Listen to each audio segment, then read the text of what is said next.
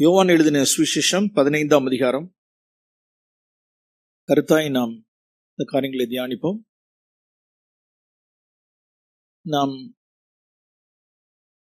நாம் அறிக்கையிடுவதன் மூலமாய் நம்முடைய பாவத்தை மறைக்காமல் ஒளிக்காமல் ஒத்துக்கொண்டு அதை அறிக்கையிட வேண்டியவரிடத்தில் நாம் அறிக்கையிட்டு நாம் தேவனை மகிமைப்படுத்த முடியும். அடுத்ததாக நாம் ஸ்தோத்திர பலியிடுவதன் மூலமாய் நாம் கர்த்தரை நாம் மகிமைப்படுத்த முடியும் அப்படிங்கிறத நாம் தியானித்தோம். யோவான் எழுதின சுவிசேஷம் 15ஆம் அதிகாரம் 8ஆம் வசனத்தில் இப்படி வாசிக்கிறோம். நீங்கள் மிகுந்த கனிகளை கொடுப்பதினால் என் பிதா மகிமைப்படுவார், எனக்கும் சீஷர்களாயிருப்பீர்கள். Fruitfulness, much fruit. நீங்கள் மிகுந்த கனிகளை கொடுப்பதினால் என் பிதா மகிமைப்படுவார். பிலிப்பியர் 1ஆம் அதிகாரம் 10ஆம் வசனத்தை நான் வாசிக்கிறேன். தேவனுக்கு மகிமையும், பிலிப்பியர் 1:10, தேவனுக்கு மகிமையும் துதியும் உண்டாகும்படி இயேசு கிறிஸ்துவினால் வருகிற நீதியின் கனிகளால் நிறைந்தவர்களாயிருங்கள். இங்க வாசிக்கிறோம். யாரால் வருகிற? இயேசு கிறிஸ்துவினால் வருகிற நீதியின் கனிகள். அது என்ன ஆகுமா? இயேசு கிறிஸ்துவினால் வருகிற நீதியின் கனிகளால் தேவனுக்கு மகிமை உண்டாகும், தேவனுக்கு துதி உண்டாகும், தேவனுக்கு மகிமை உண்டாகும். ஒன்று. இதனால இந்த வசனத்தை நாம் எடுத்துக்கொள்வோம். நீங்கள் மிகுந்த கனிகளை கொடுப்பதினால் என் பிதாவுக்கு பிதா மகிமைப்படுவார். அப்படின்னா தேவனுக்கு, என் பிதாவாகிய தேவனுக்கு எப்ப மகிமை உண்டாகும் அப்படின்னா இயேசு கிறிஸ்துவினால் வருகிற நீதியின் கனிகள். ஓகே. கொலேசியருக்கு எழுதின நிருபம், அதுக்கு அடுத்த புஸ்தகம் கொலேசியருக்கு எழுதின நிருபம் 1ஆம் அதிகாரம், கொலேசியர் 1ஆம் அதிகாரம் 10ஆம் வசனம். சகலவித நற்கிரியைகளுமாகிய கனிகளை தந்து, ஏதோ ஒரு வித இல்ல, சகலவித நற்கிரியைகளுமாகிய கனிகளை தந்து தேவனை அறிகிற அறிவில் விருத்தி அடைந்து கர்த்தருக்கு பிரியம் உண்டாக அவருக்கு பாத்திரமாய் நடந்து கொள்ளுங்கள். இங்க என்ன வாசிக்கிறோம்? இதுல தேவனுக்கு எது பிரியம், கர்த்தருக்கு எது பிரியம் அப்படின்னா சகல விதமான நற்கிரியைகளுமாகிய கனிகளை நாம் தரணும், நீதியின் கனிகளை நாம் கொடுக்கணும். இந்த கனிகள், இந்த நீதியின் கனிகள் என்னுடைய வாழ்க்கையில நிறைய என்ன செய்யணும்? பெருகணும். நான் மிகுந்த கனி கொடுக்கணும். இயேசு கிறிஸ்துவினால் வருகிற நீதி. என்ன நீதி? இல்ல சுயநீதி அல்ல, சுயநீதி அல்ல. சுயநீதியினால் யாருக்கு மகிமை உண்டாகும் அப்படின்னா எனக்கு தான் மகிமை உண்டாகும். சுயநீதியினால் எனக்கு மகிமை உண்டாகும். இயேசு கிறிஸ்துவ விசுவாசிக்கிறதினால் வருகிற நீதியால் தேவனுக்கு மகிமையும் கனமும் உண்டாகும். Praise the Lord. அங்க மேன்மை போராட்டவே கூடாது. அந்த நீதியின் கனி என்னங்கிறது மத்தேயு எழுதின சுவிசேஷம் 5ஆம் அதிகாரம் 20ஆம் வசனத்தில் ஆண்டவராகிய இயேசு கிறிஸ்து அப்படி சொன்னார். மத்தேயு எழுதின சுவிசேஷம் 5ஆம் அதிகாரம் 20ஆம் வசனத்தில் ஆண்டவர் சொன்னார், நீதியை குறித்து சொன்னார். நீதியின் கனிகள் அப்படின்னா இங்க வரோம். வேத பாரகர் பரிசேயர் என்பவருடைய நீதியிலும் உங்கள் நீதி அதிகமாயிராவிட்டால் பரலோக ராஜ்யத்தில் பிரவேசிக்க மாட்டீர்கள் என்று உங்களுக்கு சொல்லுகிறேன். வேத பாரகருடைய நீதி, பரிசேயருடைய நீதி அப்படின்னா வெளியரங்கமான நீதி, பாத்திரத்தினுடைய வெளிப்புறத்தை சுத்தமாக்குவது. நான் அதிகமா இதெல்லாம் நம்ம சபையில நாம் அதிகமா கேட்டிருக்கோம். நான் அதிகமா ஒரு சில உதாரணங்களை மட்டும் சொல்ல விரும்புகிறேன். கவனிங்க. 20ஆம் வசனம். பரிசேயர் என்பவருடைய நீதி அப்படின்னு கேட்டா உங்களுக்கு விளக்கம் சொல்ல தெரியணும். பரிசேயருடைய நீதினா என்ன அப்படின்னா, பரிசேயருடைய நீதி அப்படின்னா வெளியரங்கமான பரிசுத்தம், வெளியரங்கமான நீதி. மனுஷர்களுக்கு முன்பாக வெளியரங்கமா, யோக்கியமா, நல்லவள போத நீதிமான போல காண்பிக்கிறது. பாத்திரத்தினுடைய உட்புறத்துள்ளர விஷயம் ஒண்ணும் கிடையாது. இதான் பரிசேயருடைய நீதி. வெளியில ஒண்ணு இருக்கும், உள்ளார ஒண்ணு இருக்காரு. பாத்திரத்தினுடைய உட்புறம் கொள்ளையினாலும் பொருளாசினாலும் அநீதத்தினாலும் நிறைந்திருக்கும், வெளியில ஒரு ஷோ இருக்கும். இதுதான் பரிசேயருடைய நீதி.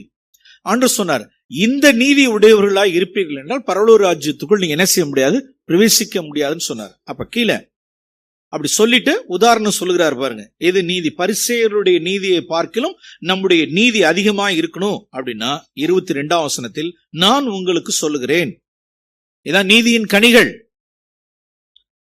தன் சகோதரனை கோபித்துக் கொள்பவன் நியாய தீர்ப்புக்கு ஏதுவாயிருப்பான்.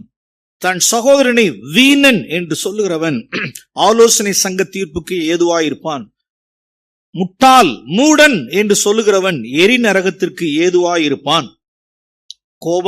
கோபத்திலிருந்து வரக்கூடியதான சில வார்த்தைகள், கோபத்திலிருந்து வரக்கூடிய சில பதறி காரியங்களை பேசுறது, தலகால் புரியாம பேசுறது, பதறி பேசுறது,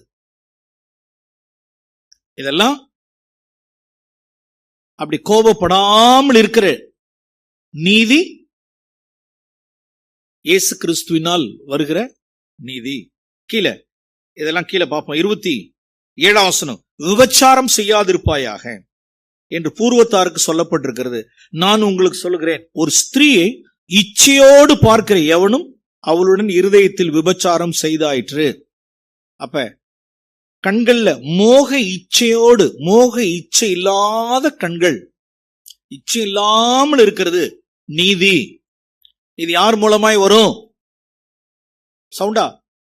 இயேசு கிறிஸ்து மூலமாய் வரும். தேவனுடைய கிருபையினால் வரும். ஆமென். இயேசு கிறிஸ்துவை விசுவாசிக்கிறதுனால் உண்டாகும் தேவ நீதி.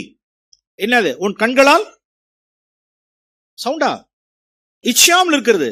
ஒரு ஸ்திரீயை ஒரு இச்சையோடு நோக்காமல் இருக்கிறது. எப்ப?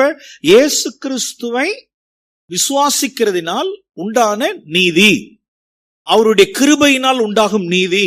அல்லது கீழே மத்தேயு எழுதின சுவிசேஷம் 5ஆம் அதிகாரம் கீழே 37ஆம் வசனம், உள்ளதை உள்ளதென்றும் இல்லதை இல்லதென்றும் சொல்லுங்கள், இதற்கு மிஞ்சினது தீமை.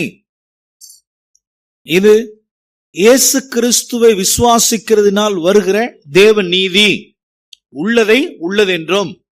கீழே 39ஆம் வசனம், தீமையோடு எதிர்த்து நிற்காமல் இருப்பது, தீமையோடு எதிர்த்து நிற்காமல் இருப்பது, வழக்காடாமல் இருக்கிறது, பலவந்தம் பண்ணாமல் இருக்கிறது தேவ நீதி, இயேசு கிறிஸ்துவினால் வருகிற நீதி.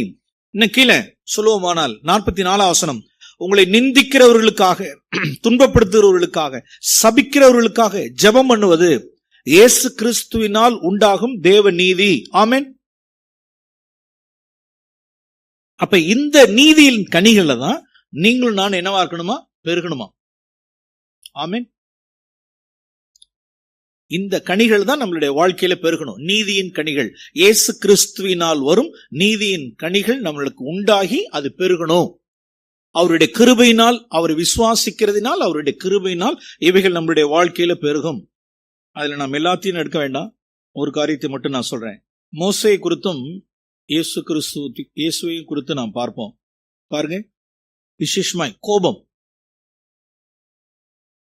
கோபம் கொள்ளாதபடிக்கு மனத்தாழ்மையாய் சாந்தமாய், கோபம் துர்க்குணம், இயேசு கிறிஸ்துவினால் வருகிற நீதி சாந்தம், இயேசு கிறிஸ்துவினால் வருகிற ஒரு நீதியின் கனி சாந்தம்.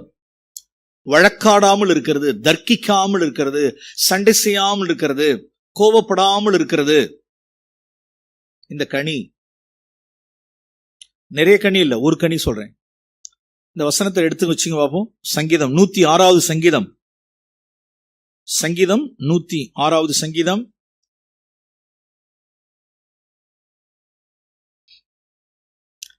இவர்களெல்லாம் இந்த காலையிலே இயேசுவின் சீஷன் யார், மோசேயின் சீஷன் யாருங்கிறத சொல்லிடுறேன்.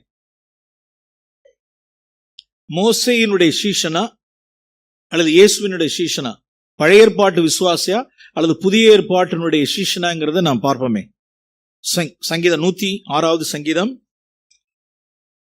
32ஆம் வசனம் நிறுத்தி நிதானமா பார்ப்போம். சங்கீதம் 106:32. மோசேக்கு கடும் கோபம் மூட்டினார்கள். மோசேக்கு என்னது? கொஞ்சம் கோபம் இல்லை, எவ்வளவு கடும் கோபம் மூட்டினார்கள். ஜனங்களின் நிமித்தம் மோசேக்கு பொல்லாப்பு வந்தது. ஜனங்கள் அவனுடைய ஆவியை விசனப்படுத்தினதுனாலே, ஜனங்கள் அவனுடைய ஆவியை உசுப்பி விட்டதினாலே தன் உதடுகளினால் பதறி பேசினான். ஒவ்வொரு டிரான்ஸ்லேஷன் எப்படி இருக்கு அப்படின்னா, he spoke rashly. இன்னொரு டிரான்ஸ்லேஷன்ல he spoke foolishly, மதியினமாய் பேசினான். exploded, வெடிச்சிட்டான். வெடிச்சிட்டான். கோபம் மோசேயின் இடத்திலிருந்து வெடித்தது. ஃபூலிஷாக பேசினான்.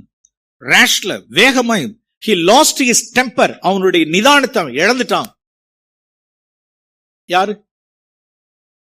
யாருங்க? மோசே. சாதாரண ஆளா? மோசே சாதாரண ஆளா?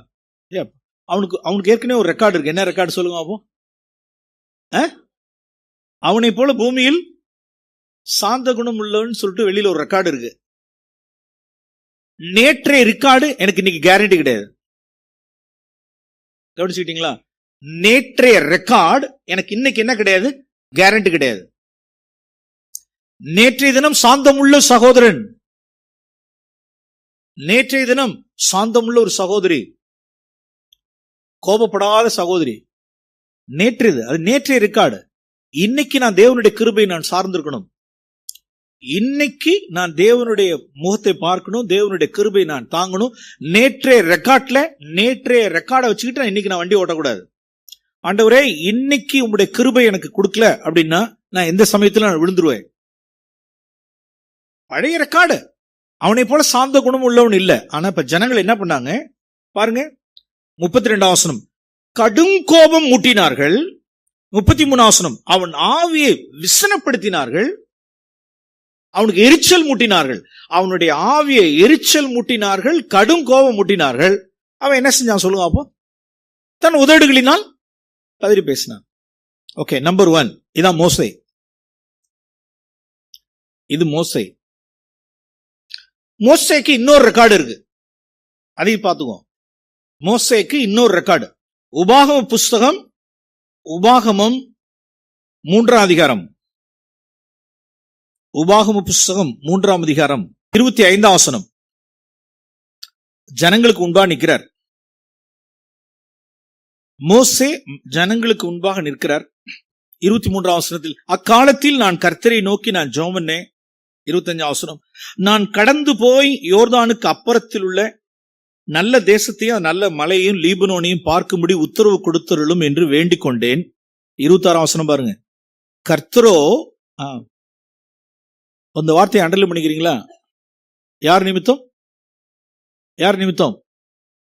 உங்கள் நிமித்தம் என் மேல் கோபம் கொண்டு எனக்கு செவி கொடாமல் என்னை நோக்கி, போதும் இனிமேல் இந்த காரியத்தை குறித்து என்னோட பேச வேண்டாம்னு சொல்லிட்டார் அப்படின்னா. யார ஒரு வார்த்தை சொல்லிட்டார் சொல்லுங்க ஆகும். யார் நிமித்தம்? யார? நம்ம பாஷையில பேசணும்னா, இவ்வளவு தூரம் உங்களை வழி நடத்தி வந்தேன், 40 வருஷம் அந்த வனாந்திரத்துல இருந்து வழி நடத்தினேன், அவ்வளவு பாடுபட்டேன், நான் போகணும்னு விரும்பினேன், உங்களால நான் என்ன செய்ய முடியல? உங்களால நான் போக முடியல. உங்கள் நிமித்தம், உன் நிமித்தம் என் தேவன் எனக்கு செவி கொடுக்கல, என் மேல கோபப்பட்டார். உன்னால தேவன் எனக்கு செவி கொடுக்கல, உன் நிமித்தம் என் மேல் கோபம் கொண்டார். உன் நிமித்தம் நான் வாக்குத்தத்தம் பண்ண கானானுக்கு நான் போக முடியல. யார் நிமித்தம்? உன் நிமித்தம். எங்க வச்சுக்கிட்டார் அப்படின்னா உள்ளாரே வச்சுக்கிட்டே இருந்தார். அத யார் நிமித்தமாய்? என் சீட்டு கிழிஞ்சதுக்கு காரணம், என்ன உள்ளார வானானுக்கு போக கூடாதுன்னு சொன்னது யார் நிமித்தமாய்? உன் நிமித்தமாய். நல்ல கவனிங்களேன். அது உண்மையா அப்படின்னு கேட்டா, எஸ், பாதி உண்மை. இதான் பழைய ஏற்பாட்டினுடைய விசுவாசிகள். நம்ம மத்தியில எவ்வளவு பேர் இருக்காங்கன்னா, திரளான பேர் இருக்காங்க. எவ்வளவு பேர் இருக்காங்க அப்படின்னா, ஒண்ணு மோசே குறித்ததான சத்தியம் என்ன அப்படின்னா, எரிச்சல் முட்டினாங்க, விசனப்படுத்தினாங்க, கோபம் முட்டினாங்க. இவர்கள் எல்லாம் என்ன சொல்லுவாங்க அப்படின்னா, அப்புறம் எரிச்சல் முட்டினா, அப்புறம் கோபம் முட்டினா, அப்புறம் விசனப்படுத்தினா, அப்புறம் என்ன செய்ய வேண்டியதா இருக்கும்? அப்புறம் கோபப்படணும்ல. ஏங்க அவன் எரிச்சல் மூட்டுறாங்க, கடும் கோபம் மூட்டுறாங்க, விசனப்படுத்துறாங்க. அப்புறம் எப்படி நான் கோபப்படாம இருக்க முடியும்? கோபப்பட்டேன், நான்லாம் போக மாட்டேன். அவன் கோபம் ஊட்டினா அதனால நான் பதறி பேசினேன், அவன் எரிச்சல் ஊட்டினா அதனால நான் பதறி பேசினேன், அவன் விசனப்படுத்தினா அதனால. இவெல்லாம் யார் சொல்லுங்க? என்ன சொல்ல மாட்டேங்கிறீங்க? யாரு? மோசே. இதெல்லாம் மோசே. சொல்லி முடிச்சதுக்கு அப்புறம் மோசே என்ன சொல்லுவாருன்னா, ஓகே, ஆண்டவர் நீ கோபப்பட்டது தப்புன்னு சொல்லிட்டார், நீ ஏன் அப்படி கோபப்பட்ட, ஏன் அவிசுவாசப்பட்ட, ஏன் என்ன விசுவாசிக்கலன்னு சொல்லிட்டாரு அப்படின்னா, அதுக்கு ரீசன் யார் தெரியுங்களா? அப்பயும் யாருதான்? யாராலதான்? உன்னாலதான். உன்னாலதான் அப்படி போயிடுச்சு. இந்த பாடத்தை இன்னும் படிச்சுக்க முடியல. ஜீசஸ் வருவோமா? ஏசாயா 53:7. ஏசாயாவின் புஸ்தகம் 53ஆம் அதிகாரம் 7ஆம் வசனம்.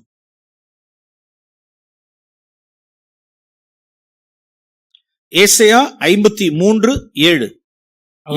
யார் ரட்சகனாய் மாற முடியும் அப்படின்னா, இவர்கள் தான் ரட்சகர்களா மாற முடியும். ஏசாயாவின் புஸ்தகம் 53ஆம் அதிகாரம் 7ஆம் வசனம். அவர் நெருக்கப்பட்டும் ஒடுக்கப்பட்டும் இருந்தார். ஓகே, இப்ப முதல்ல நெருக்கத்தில் இருந்த மனுஷன் ஒருத்தர் யாரு? இப்ப முதல்ல ஒருத்தர் பார்த்தோமே, யாரு?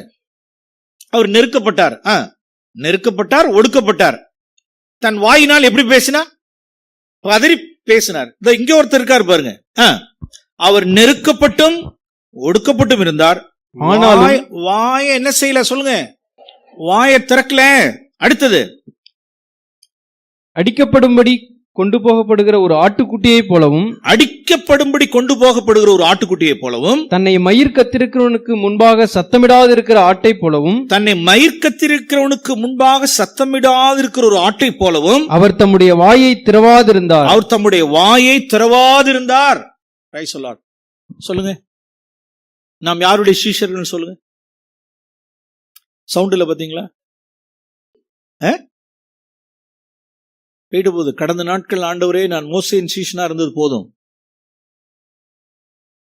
முடிச்சிருங்க, சீக்கிரம் முடிச்சிருங்க. இதுக்கு நம்மளுடைய சுய பலத்தால் முடியாது. நீ காலையில கேட்டது போல சுய பலத்தால் முடியாது. ஆண்டவரே எனக்கு கிருபை வேணும். என்ன ஜனங்கள் எரிச்சல் மூட்டுறப்ப, என்ன கோபம் ஊட்டுறப்ப, என் ஆவியை விசனப்படுத்துறப்ப, நான் பதிலுக்கு பதில் பேச நான் துணிறேன், என் வாய் துடிக்குது. முடிச்சதுக்கு அப்புறமும் சாதிக்கிறேன், நியாயப்படுத்துறேன். அப்புறம் இப்படி பேசினா, அப்புறம் இப்படி செஞ்சானா, ஐயோ இயேசு ஏன் என்ன பார்க்கலங்கிறேன். இயேசு ஏன் பார்க்கல? அவர் நெருக்கப்பட்டும் ஒடுக்கப்பட்டிருக்கும் வாயை திறக்கலையே. அவர் பதிலுக்கு பதில் பேசலையே. நம்ம சரிக்கு சரி நிக்கிறோம் அப்படின்னா சம்வேர் நாம் என்ன இயேசுனுடைய அந்த கிருபையின் பிரமாணத்துக்கு நான் வரல. நம்ம கிருபையின் ஜீவிதத்துக்கு வரல, ஆவியின் பிரமாணத்துக்கு நான் வரல. நாம் தோற்கடிக்கப்பட்டவர்களா இருக்கிறோம். அப்ப இந்த வாழ்க்கை இது என்னவா இருக்கு அப்படின்னா, சிலருக்கு பெரிய பர்வதமா இருக்கிறது. சவுர் சொல்லிட்டு போனது, பெரிய பர்வதம் சம பூமி ஆகும் தேவனுக்கு முன்பாக. ஆமென். செருபாபேலே உனக்கு முன்பாக, இயேசுவுக்கு முன்பாக சம பூமி, அதெல்லாம் தாழ்த்தப்படும். மலைகள் குன்றுகள் எல்லாம் என்னவாகும்? சொல்லுங்க, தாழ்த்தப்படும். இயேசு கிறிஸ்துவினால் ஆகும்.